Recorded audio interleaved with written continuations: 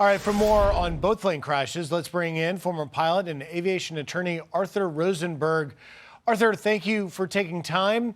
We appreciate your insight, and let's just get your initial reaction. We've all seen the horrific crash in Philadelphia around 6:30 last night. What do you make of what may have happened? I learned from covering the Washington crash as a reporter and going to the NTSB briefings, they say that in all investigations, they kind of look at three things: the human element, the machine element, and the environment element. We think that it was a cold but not particularly harsh environment night. We now just heard in Nate Foy's report from the jet company that there was nothing wrong with the plane. So could this be human error? Yeah, so the NTSB looks at man-machine weather. I think the most dispositive piece of information we have now are the film that was captured. What I saw in that film, and I kind of juxtaposed that with the radar data, which is available now. So what do we know? We know the plane was climbing out, was in the air about 40 seconds, had reached about 200 knots and about 1,600 feet. When you pick up the film that we have of the crash sequence, it looked like all forward movement of this Learjet 55 stopped. It was preceded momentarily by what I saw was a big flash, probably an explosion. The plane nosed over almost vertically and then went on down within seconds and hit in North Philadelphia. So it devolves down to this: what could cause an in-air explosion like the one that was captured on the film? One of two things or both. One, this was an air ambulance. There were oxygen tanks on board. We don't know specifically what the oxygen tanks were, although some were captured on the ground. They look like simply compressed air, which can be incredibly flammable if those tanks are punctured in flight. And number two, jet fuel. Now, the back of this Lear 55, near the engines, there are fuel bladders. If the engine had a failure through a compressor blade, a turbine blade, and punctured those bladders, it could cause a massive explosion. So either way you slice that, I saw in-flight explosion. Seems the most likely cause, based upon available information now, would be the oxygen tanks or a fuel tank perforation, and the tragedy that followed.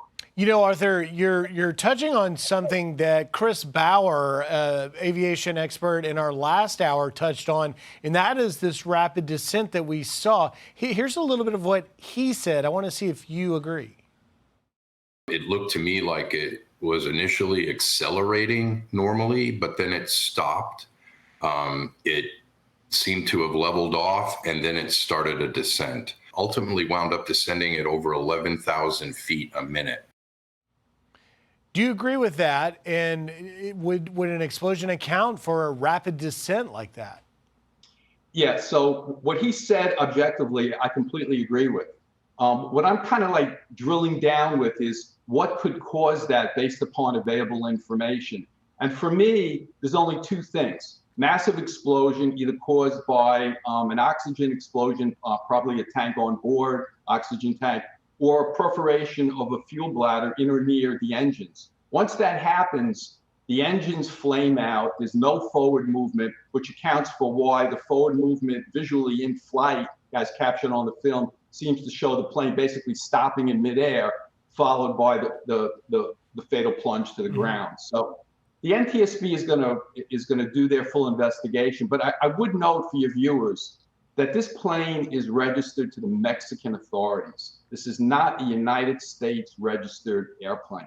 Right. Standards and procedures are different in the two countries. As far as the maintenance of this plane, I would say I would be very interested as a plaintiff's lawyer to know what they did to that plane when it was on the ground at North Philly.